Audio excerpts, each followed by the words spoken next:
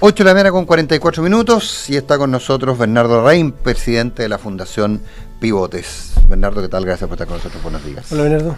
Hola, Matías. Hola, Consuelo, Nicolás. Muchas gracias por la invitación. Hola, buenos días. Después de la Sofofa, ¿te quedó el bichito de lo público, de lo cívico, en fin?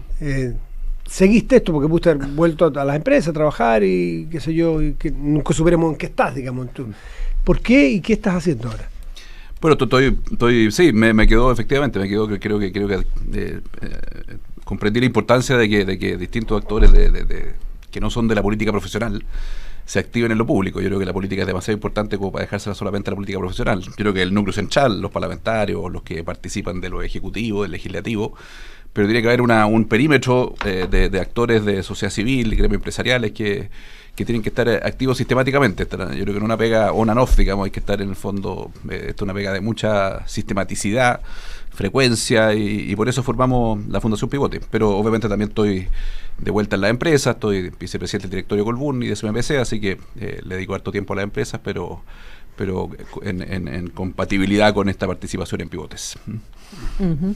Están promoviendo desde Pivotes, y no solo con Pivotes, también con otros centros de estudio, con Idea País, con Horizontal, una iniciativa popular de norma para la Constitución, que se llama Un Estado sin pitutos, un Estado moderno para los ciudadanos, y creo que llega justo en un momento en que esto está muy en el debate público, ¿verdad?, sobre qué significa los pitutos en el Estado y cuáles son los riesgos.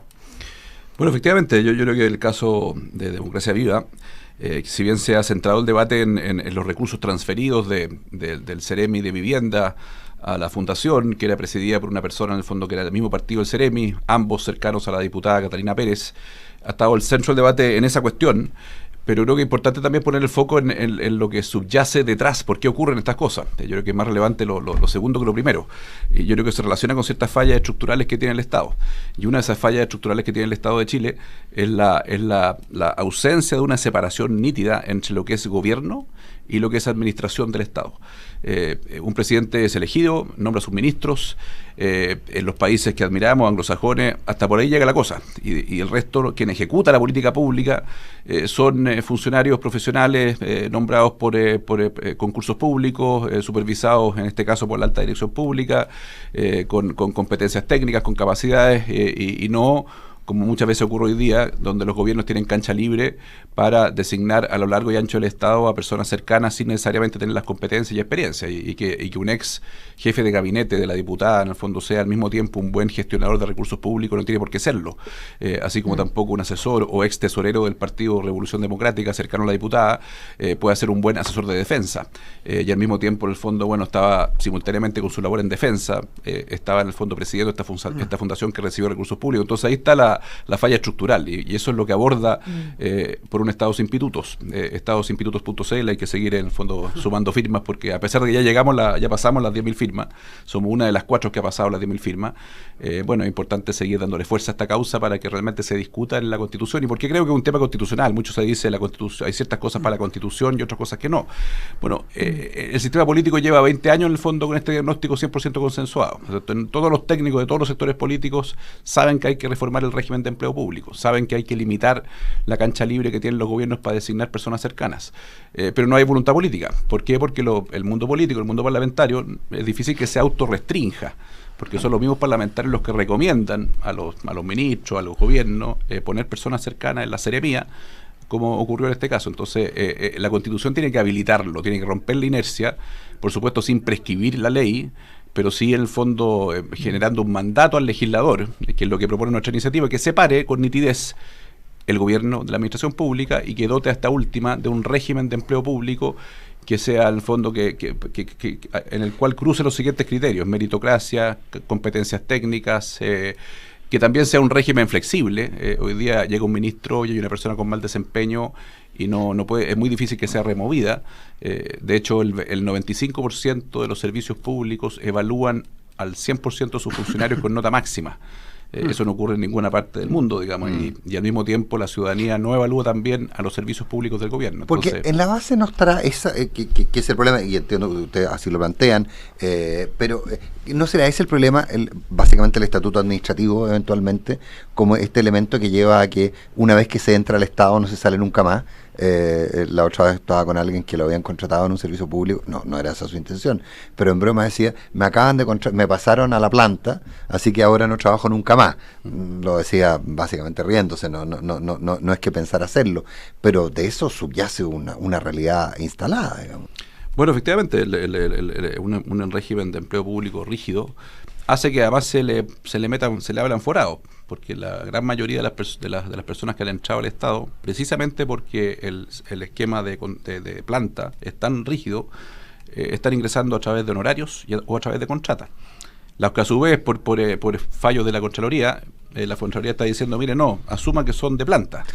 Entonces al final estamos rigidizando el empleo público, y no solamente rigidizándolo, sino tampoco tenemos una maduración de un sistema de selección, de movilidad, de evaluación de desempeño que cruza todo el empleo público. Y finalmente que tenga un capítulo especial este régimen de empleo público, que también lo incluye nuestra iniciativa popular de norma, que le ponga límites, contornos a los funcionarios de confianza en coherencia con su naturaleza excepcional.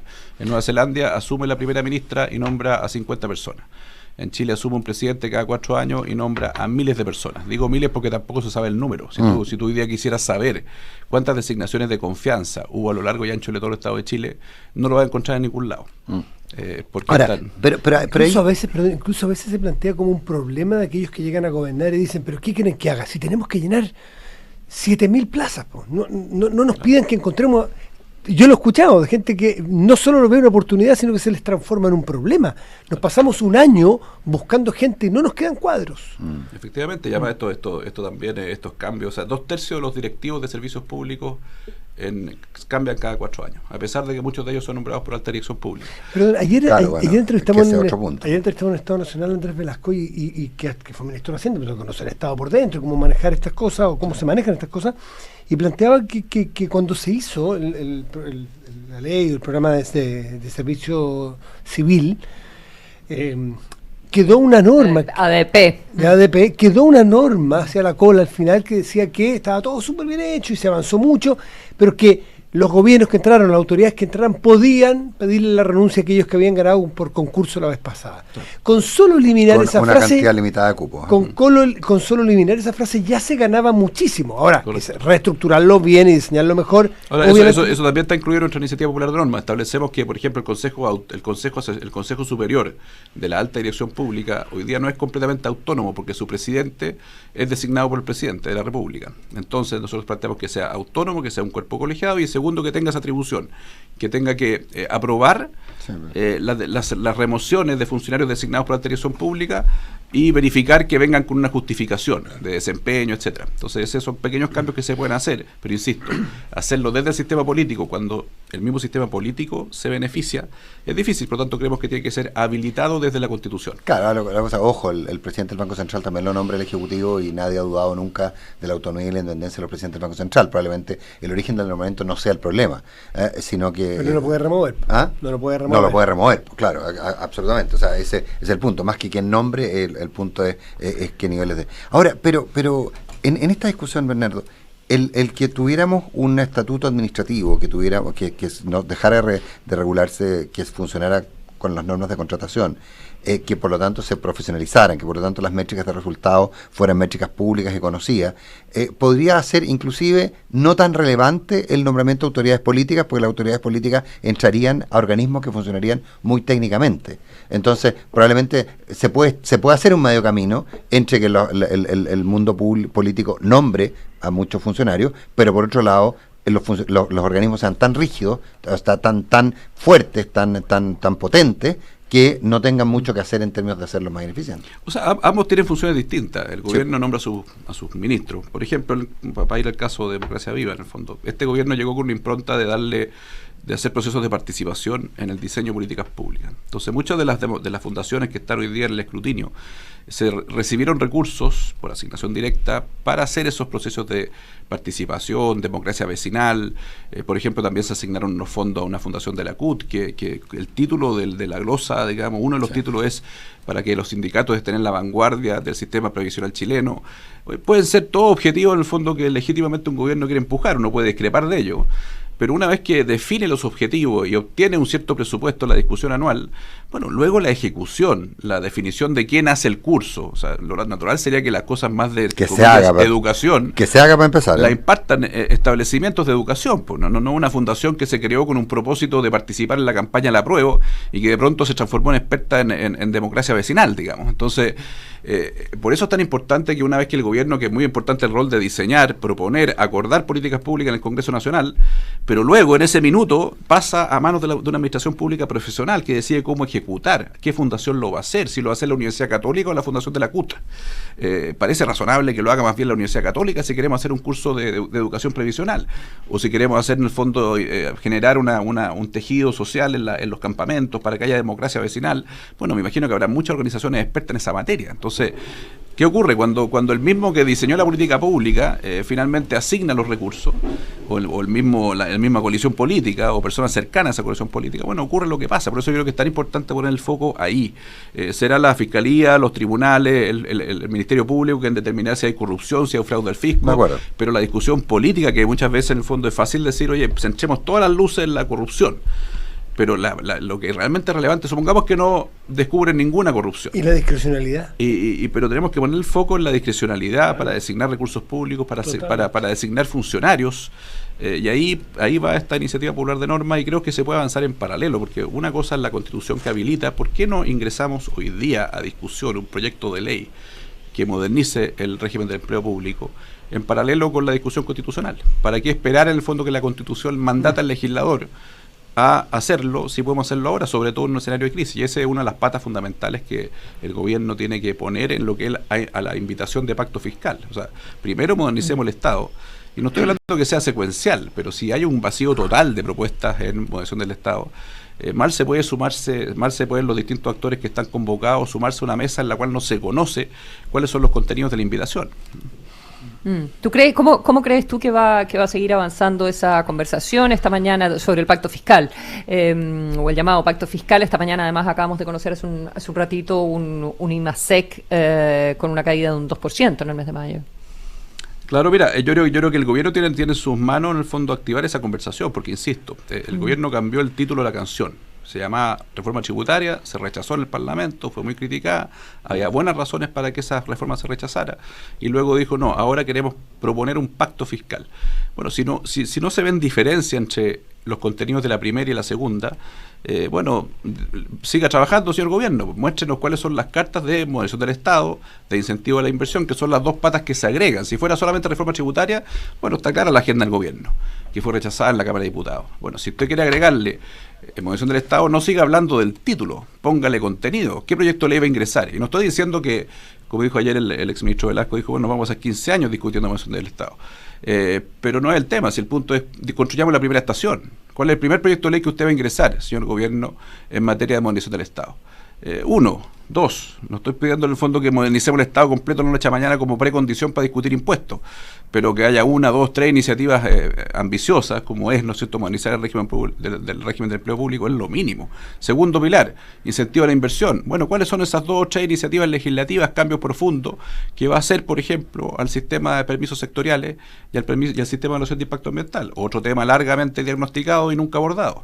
Entonces yo creo que es razonable que los otros actores, yo no creo que se pueda decir que se dieron vuelta la chaqueta. Dice, mire, usted me invitó a otra, me puso otra canción y todavía no conozco la letra. Usted no me ha dicho nada de que quiere modernizar el Estado, no me ha dicho nada todavía en el fondo de cuáles son los incentivos a la inversión, y por lo tanto invíteme con la invitación completa y no solamente con el título. Claro, podría pensarse que es funcional a aprobar el proyecto original y no necesariamente demostrar la intención de que sea pacto y no una mera... claro, y el proyecto original ha dicho estamos dispuestos a cambiarlo, pero bueno, ¿en qué? Sí. ¿Qué va a sacar? ¿Qué va a agregar? Yo creo que hay temas que se pueden hacer en evasión, elusión, hay temas que se pueden hacer, ¿no es cierto?, en abrir la discusión de la principal brecha que tiene nuestro sistema tributario con respecto al resto del mundo, que es el número de contribuyentes. En Sí. Chile pagan impuestos un 20% de las personas, en el Ahora, resto del pero- mundo un 80% de las personas. Pero es políticamente viable plantear esa discusión, o sea, básicamente decir, en vez de subirle el impuesto, comillas, a los más ricos, hagamos que paguen impuestos a los más pobres. Bueno, con esa bajada es Pero yo difícil. por eso dije abrir la discusión. No estoy diciendo que de la noche a la mañana pasemos de 20% de las personas a 80% de las personas. Yo soy partidario incluso que cuando se baja de un cierto umbral, de un cierto nivel de ingresos para abajo, hay una devolución de impuestos a las personas, que sea más o menos coherente con lo que esas personas pagan en IVA, por ejemplo. Claro. Un impuesto negativo al ingreso.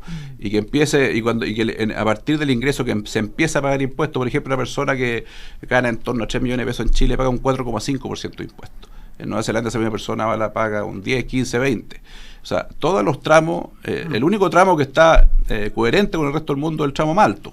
De ahí para abajo somos mucho más bajos. O sea, y de un punto pagamos cero y el resto del mundo pagan algo. Ahora, esta última parte, el fondo, cuando uno entra a la clase media, obviamente que hoy día con la inflación, con problemas de empleo, no es fácil cargarle la mano a la clase media, pero por lo menos abramos la discusión, generemos una agenda, una especie de hoja de ruta con distintas estaciones y construyamos al menos la primera estación. Bernardo Roladín, presidente de la Fundación Pivotes, 1.000.000 de gracias por haber estado esta mañana conversando con Que nosotros. tenga buen día. Muchas gracias a ustedes. Buenos días. Semana. Consuelo Matías, nos vemos mañana.